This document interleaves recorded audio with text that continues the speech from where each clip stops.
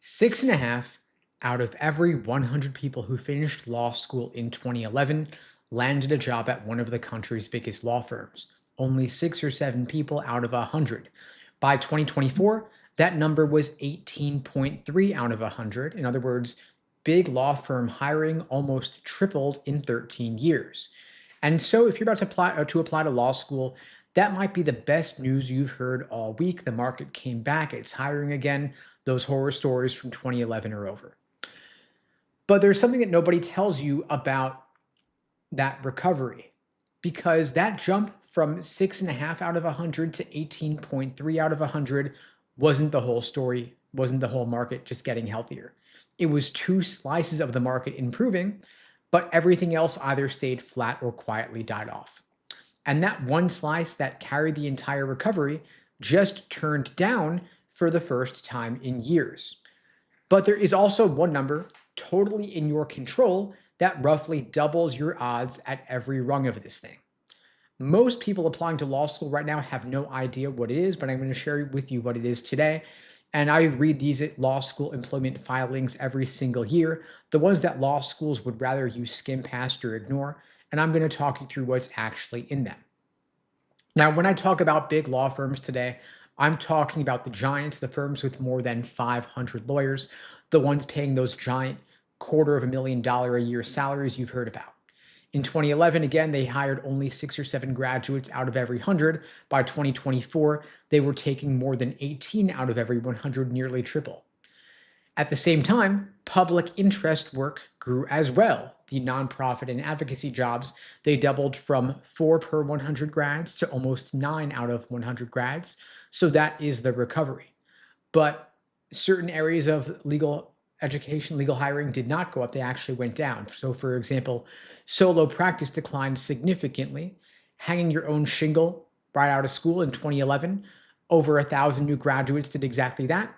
In 2024, only 169 new graduates did that, down 84%. And so the classic fallback, the thing you did when no firm wanted you, the idea of you starting your own practice, that's basically gone. It fell off a cliff because small, everyday legal work that used to feed a brand new solo lawyer got swallowed up by bigger shops and by software. Business and in-house roles, the other big backup, nearly cut in half over the same stretch. The small and mid-sized firms, the under 50 lawyers, where firms where so many working lawyers spend their careers, that's eroding as well, flat in the good years, shrinking in the others. So here is the real shape of it. The market didn't broadly recover. It pulled almost all of its growth into one channel, the biggest firms, while everything that used to catch you if you missed the top quietly shut down. So there's a bet that you make when you go to law school. A law degree used to spread your risk. If you missed the big firms, you could end up at a mid-sized firm. You miss that, you go in-house or you start your own practice. But now all the growth is sitting behind one door. Everything has funneled into the big firms while the side doors close. So it's like you're making a bet on big law specifically. A law degree is no longer a broad, safe credential, and it's instead turned into a wager on landing in one narrow, crowded slice of the market. And with any bet, the only question that matters is your odds.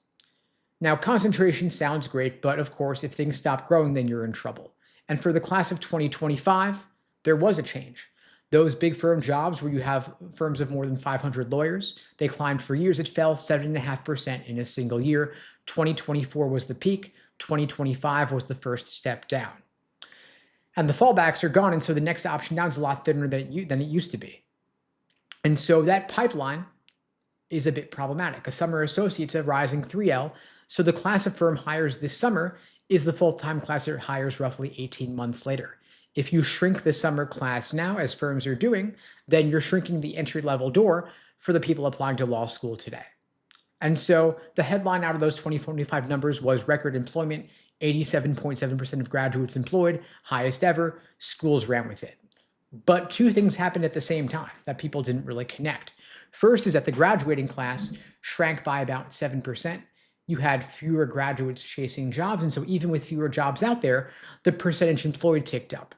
And the second thing is that they changed what counts. This year, jobs the law schools fund themselves, positions the school literally pays for, got folded into that headline number. And so the record is actually a smaller pie, cut more generously, with the school's own money counted as employment. Now, I'm not saying the schools are lying. The number they're sharing is technically true, but it's built to make you feel safe signing the loan, and you can't afford that right now. You've got to know who really gets those big firm jobs, the ones that the whole market now runs on. And so I pulled the data on the most recent graduating class with the full firm by firm breakdown for every ABA accredited law school in the country. Then I sorted the schools by their median LSAT score. For those who aren't familiar with it, median just means that every school reports the middle score of the students they admit.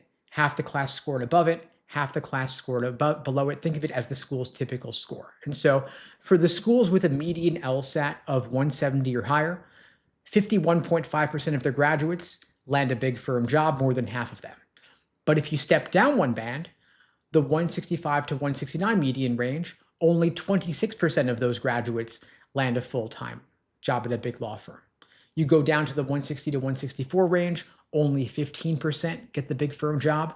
If you're going in the 155 to 159 band, only 7 in 100 land a big firm job. And if you're below 155, honestly, just forget it. 3.1%, 3 graduates out of 100 land that same job.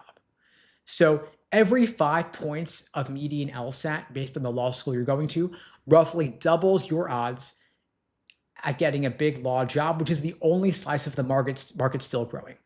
This data comes straight out of the school's own filings for every accredited law school. This is the same public report that anybody can pull. You can go check it right now on the American Bar Association website. Now, I'm not saying here that the LSAT magically gets you the job, but follow the chain here. Big firms recruit at a short list of schools, and that list is sorted almost perfectly by prestige, which lines up almost perfectly with that median LSAT score. And so your LSAT score decides which schools will admit you, and the schools that you get into decide what your odds are at getting the job. So the score gets you into the school gets you the pipeline to get the job. And the reason why firms cluster at the very top like that is simple. It's money. A big law firm can bill its clients hundreds of dollars an hour for a first-year lawyer who's barely done anything yet. The thing that lets them charge that rate is the name on the diploma. And so they recruit where the famous names are, the top of the ladder, and they barely look down below that. And so if you want to have better odds at getting better jobs upon graduating, it's going to be at those top law schools where the big law firms are recruiting. The names are not going to shock you. You've heard all of them before. Georgetown, Columbia, Harvard, NYU, Berkeley, it's that tier of schools, the so-called top 14, top of the ladder, they own the pipeline. At the other end, the bottom ranked schools, they didn't send a single graduate to the big law firms, 0. And so picture 2 students, both signed for 6 figures. One went to a top ranked law school. They've got better than even jobs that their job is going to pay off that loan. The other at one of the bottom tier schools, not going to be able to pay it off. Totally different outcome.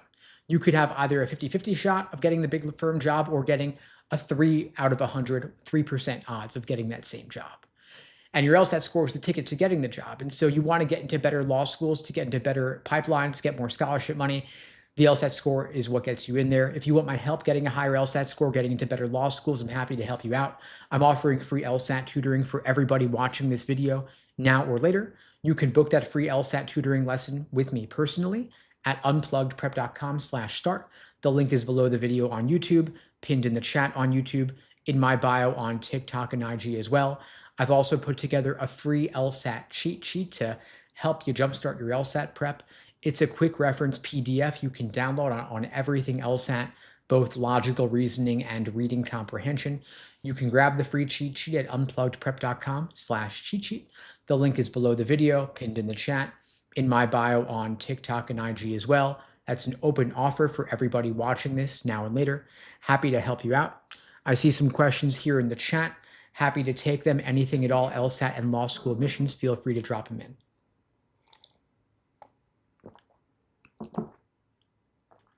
Step is asking me to settle a debate here. What percentage of college graduates could get a decent LSAT score with no prep? Settling a debate. Oh, this is fun. Okay, so you guys are making a wager, you're making a bet on what percentage could get a decent LSAT score with no prep. I mean, I'm not going to wildly speculate here. I don't know that I have data specifically on that, but I can actually point you to the LSAC data because they kind of share that already. I mean, let's look at this for example. So the median LSAT score of everybody who takes the LSAT is approximately a 151, 152. The LSAT is calibrated on a 120 to 180 scale. And so we already know that the average LSAT test taker is scoring around a 151. The LSAT is equated, and so it's a lot of detailed, convoluted statistical mumbo jumbo. I don't pretend to understand all of it, but bottom line, the median LSAT taker, the middle LSAT taker, scores around a 151. And most people, to be frank, don't really study for the LSAT.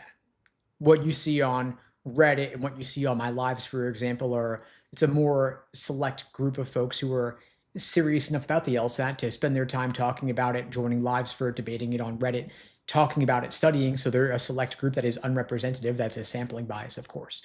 But those who take the LSAT, the most typical score that one could achieve is a 151. And so the question that you're asking here, is that a decent LSAT score? That's a matter of debate, what you define as being decent. I'll say this. A 151 is a perfectly fine starting point for someone who hasn't studied for the LSAT. Would I call it a decent score, though? Depends. I mean, if you haven't studied at all, then I guess it's decent, but that's not the kind of score that's going to get you into a law school worth attending, right? We talked about the scores that you need to get into a top law school. The T14 LSAT medians range from 170 to 174. Those are the kinds of scores that are going to get you into better law schools. Of course, by definition, they're also going to get you more scholarship money. They'll get you those big law jobs that pay $200,000 a year plus. A 151 is not getting you those kinds of outcomes. In my personal opinion, it's not worth going to law school with a 151 because you're not going to get into law schools worth attending. They're not going to have good employment outcomes or bar passage rates, and they're not going to give you good scholarship money. And so my honest take on this question is that most people are not going to get great LSAT scores without studying. They're not going to get good LSAT scores without studying. And so we can speculate and say, hey, most folks are just kind of taking it cold, taking without the familiarity. They're not going to do great. But that's not surprising because the LSAT's like a foreign language.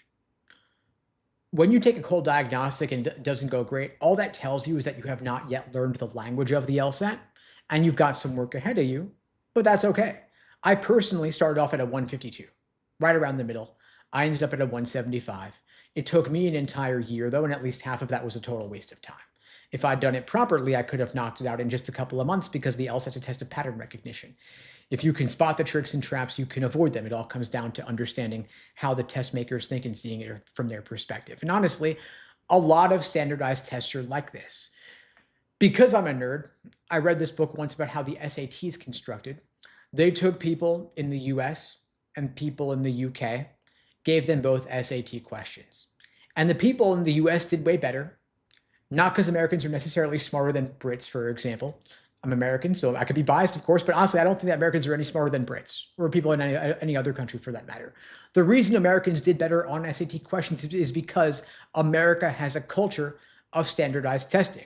So the typical American college student has done way more multiple choice questions over their academic career than people in other countries. Other countries aren't as big on standardized tests. And so your degree of exposure to the artificial environment of taking multiple choice questions under timed conditions will correlate with your ability to do well on that. In contrast, someone who hasn't gone to college or even hasn't gone to high school might be better at auto repair, for example, or some other blue collar hands-on profession and less good at doing standardized tests. And that's okay. The good news is that if you're studying for the LSAT, if you do more LSAT questions with more exposure, you're going to get better. And so there's that hypothetical Malcolm Gladwell 10,000 hours rule. You put in 10,000 hours at anything, you're going to become an expert at it. And so the point would be, start your 10,000 hours journey now. I don't think you necessarily need to put in 10,000 hours to do great on the LSAT.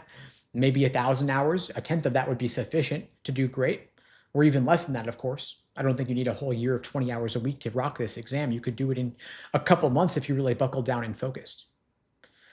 So if you run your experiment, the guy or girl on the street, give them an LSAT question, they're not going to do great on it. That's okay. But that's a artificial situation. What's more practical for those of you who are on this live right now because you want to get a great LSAT score is, okay, well, I know virtually nothing right now. If you're new to this, that might be what you're thinking. And it's like, okay, well, what would it take to get that exposure? If you could put in 5, 10, 15, 20 hours a week over the course of 3 to 4 months, If you did even just one practice test a week for 2.5 hours, by the end of 3-4 months, you'd be way better at this than you are right now. And so my point would be, if you want to take the LSAT the next 3-4 months, if you want to apply to law school this fall and take it in August, September, October, November, you could just start now. Take a practice test, a cold diagnostic, see where you stand. Don't over-index on the results of that test, because all it tells you is that you haven't really yet learned the language of the LSAT yet, but you can. If you did one exam a week for 10 weeks, by the end of those 10 weeks, you would have done 10 exams. You'll know way more about your abilities than you do right now. And of course, if you actually reviewed those mistakes and learned from them and didn't make the same mistakes again and learn the patterns in your thought process, you'd do a whole lot better. And of course, if that seems daunting to do on your own, if you want to get some support with that, I'm here to help you out. I'm a real person. I'm not an AI or anything. I promise you that. Now, you could book a free LSAT lesson with me. We could talk through your plan together. You can book that free lesson with me personally at unpluggedprep.com/start. The link's below the video on YouTube, pinned in the chat on YouTube, in my bio on TikTok and IG. I've also put together a free LSAT cheat sheet to help you jumpstart your LSAT prep. It's a quick reference on everything logical reasoning and reading comp, free PDF download. You can grab that in my bio in the chat as well, unpluggedprep.com/cheat sheet. I see a bunch of other questions here in the chat. I'll get to as many of those as I can. Happy to help you all out. Nunu's asking, how many hours a day would you say we should study? I mean, how many hours you got? The more the better, up to a point. We don't want you to burn out, of course, but just like the Olympic athletes who train early in the morning, late at night, they devote their whole day to it. If they can, they'll do 4, 5, 6 hours. If you want an elite level score, you got to go the extra mile. If you want to score in the top 1%, you got to study differently and frankly more than the other 99%. This is not something that you can do halfway if you want to score a 175 plus. Not saying everybody needs a 175 plus, of course. You might be aiming for less, but why not shoot for a 180, right? If you shoot for a 188 and you fall a few points short, you'll still end up higher than if you'd aimed for less. And these LSAT medians are just crazy these days. The requirements to get into a top law school keep rising. I've been digging into the data a bit recently, and I've been seeing how the medians have been climbing, 5, 7, 10 points at a lot of the top schools over the past 10, 15 years. There's a lot of LSAT score inflation, a lot of GPA inflation as well, which is unfortunate, but it is what it is. And you just got to fight fire with fire. If the numbers are rising, you got to get even higher numbers to compensate. Sean's saying, I've got a sub 3.0 GPA, approaching a 170 plus on practice tests. Is law school feasible? Definitely not expecting T14, of course. Okay, so if you've got a sub 3.0 GPA, that is going to harm you because of all that grade inflation. You're competing with folks who've got 3.9 and 4.0. For reference, the T14 GPA medians range around a 3.90 to 3.99. And so if you're below a 3.0, you're significantly below on the GPA side. You want to be way higher on the LSAT side. And so your job right now is to take your LSAT practice test score from being approaching 170 plus to locking in a 170 plus or ideally 175 plus on an official LSAT. Turn the hypothetical LSAT score into a real score. People in investing will talk about paper gains versus actual gains. And it's like, if it's nice if you have it hypothetically, but you want to lock that in for real and secure it so that you have the official score on your report and you can send in your applications in the fall when they open.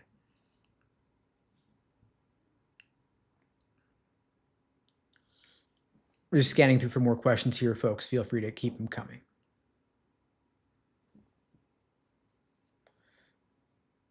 Alex is asking, any advice on choosing between a good school like Pepperdine with some LA big law placement and a lower price versus UCLA with more debt and better odds of big law?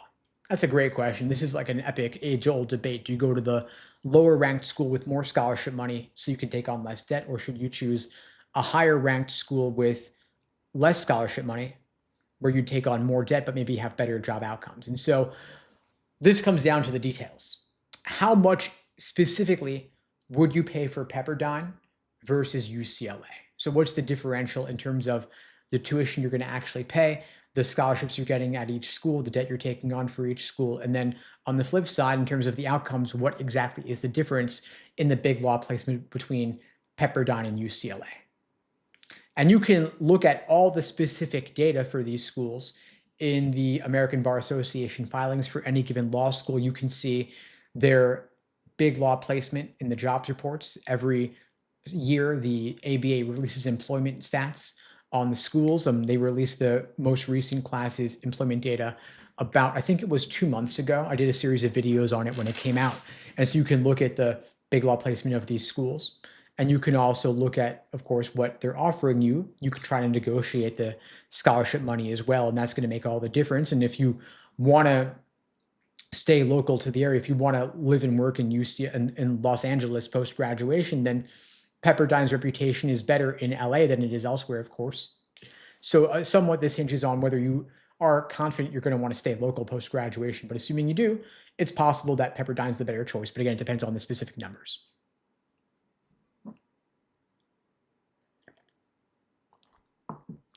Braden's asking, what are your thoughts on ETS's acquisition of the ACT?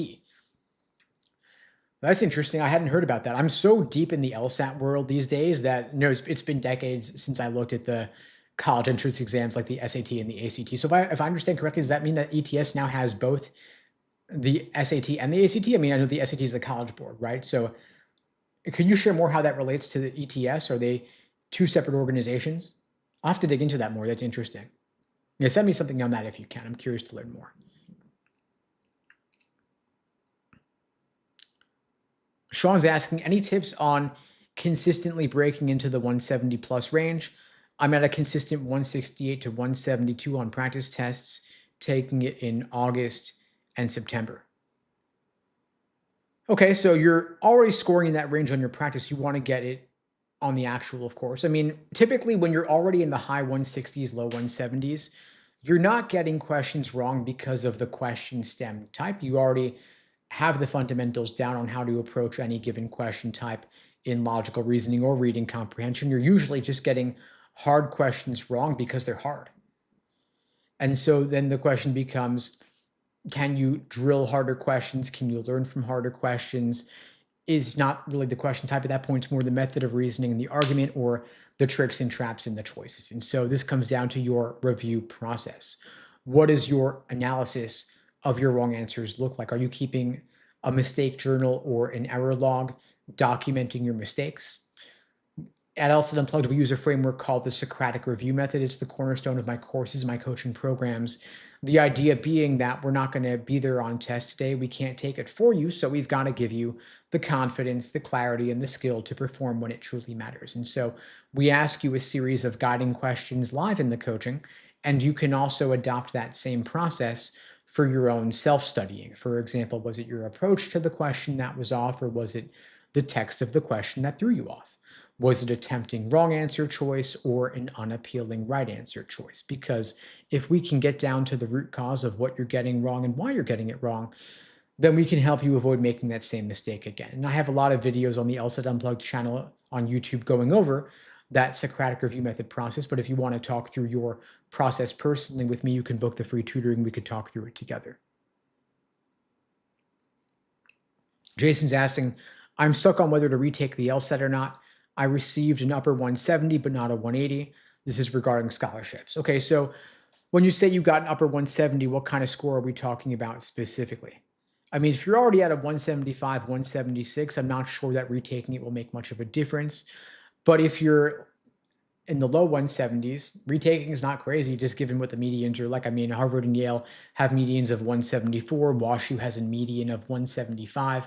And so if you're targeting schools like that, to get another 2-3 points could make a massive difference. But if you're already at 175, 176, I'm not sure that you need to retake.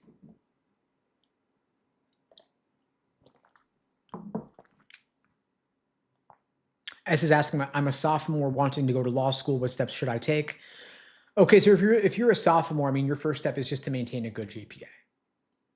If you're finishing up sophomore year, you're a rising junior, then of course you could start studying for the LSAT. But if you're just a rising sophomore earlier in college, I'd say it might be premature to focus on the LSAT. For now, I just focus on maintaining a good undergraduate GPA, because the LSAT's not going anywhere. Your score is good for 5 years. Explore law, make sure it's really what you want to do, maintain the good GPA, circle back on the LSAT in a year or so, but you don't need 2-3 years to study for this. Even just 5-6 months could be more than enough.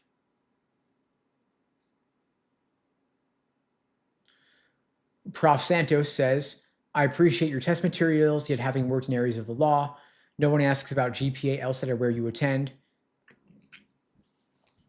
So surprisingly, there are some big law firms that are asking for LSAT scores during the interview process for employment, which I think is strange. I don't think they should be asking about that. I would think that your law school grades and your bar passage should be sufficient based on which for them to evaluate you, plus the interview and resume and such. But weirdly enough, some of them are asking about the LSAT score, even though I don't think they should.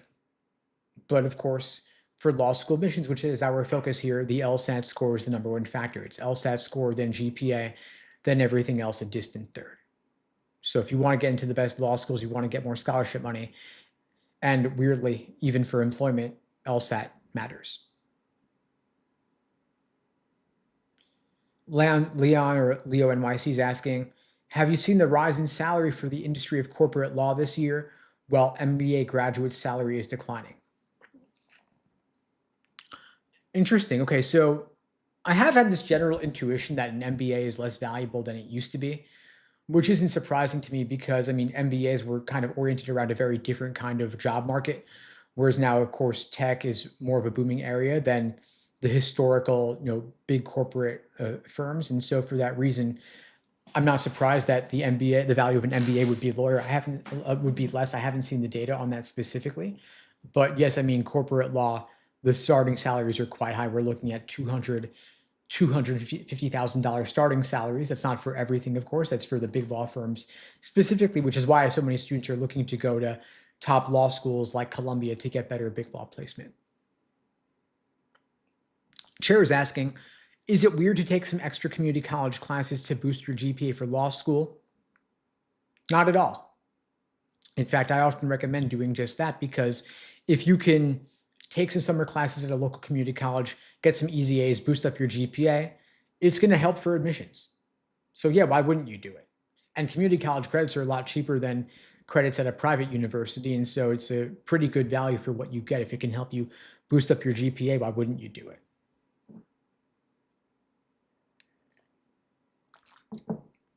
Alex is asking, how much solo study do you recommend before seeking one-on-one tutoring? I want to have a good baseline to make the most out of the tutoring. Don't want to wait too long and form bad habits. Yeah, I mean, the truth is that you don't need to do a lot of pre-work before doing tutoring. And in fact, as you said, getting the tutoring sooner rather than later can help you avoid building bad habits. So if anything, we typically recommend starting the tutoring earlier to help set you on the right trajectory, help you build a strong foundation and avoid building bad habits or making mistakes in your prep. You don't want to burn through valuable limited practice tests studying the wrong way. And so if we can help you correct a misconception regarding a particular question type or help you find a more efficient approach, we can help you study more effectively. You'll get that much more value out of every hour of study that you put in going forward. And so for anyone here who's curious about what tutoring could be like, if it could help you out in your prep, you can book the free tutoring lesson with me personally. The link to book it is unpluggedprep.com/start. The link's below the video on YouTube, pinned in the chat on YouTube, in my bio on TikTok and IG. I've also put together the free LSAT cheat sheet to help you jumpstart your LSAT prep. It's a quick reference on everything logical reasoning and reading comprehension. You can grab that free PDF download at unpluggedprep.com/cheat sheet. Happy to help you out and talk through your approach. User 9502 is asking, how do I get a 6th LSAT attempt appeal? And so for those who aren't aware, there is an LSAT retake limit. They are more liberal about those retakes than they used to be. Used to be you could only take the LSAT 3 times in a year. They've removed that limit. Now you can do 5 times in 5 years. And so this questioner, I guess, is already taken it 5 times in 5 years. And so the question is, how can you get LSAC to grant you an exception to those limits? I would think that if you could show them that you had an issue taking the LSAT on one of your previous takes, for example, you had a bad proctor or you had a tech issue during your LSAT, then that might be sufficient grounds for them to grant you an exception. So maybe one time you had a bad proctor, another time you had a tech issue, another time you were sick. If you can document any of that or share it with them, that might lead them to grant you some mercy and give you an extra take. And for those who are wondering, law schools do not penalize you for taking the LSAT multiple times. They frankly don't care because they're not evaluated based on the number of times their students took the LSAT. Instead, they're simply evaluated based on the highest LSAT score of their entering students. And so if you retake the LSAT and get a higher score, that's great. Now you've got a higher score on your record. If you retake and do worse, no big deal. The previous higher score still counts. And so that's part of the reason why folks are retaking the LSAT more and more than ever before, is because there really is no downside. The highest LSAT score on your record is the one that counts. And that's the one that goes to the ABA, which in turn is put by US News for inclusion in the law school rankings. And so it's worth your while to retake. And speaking now in early July, if you were to retake the LSAT in August or September or October, you could still apply pretty early in the cycle. And it's better to apply earlier than later, of course.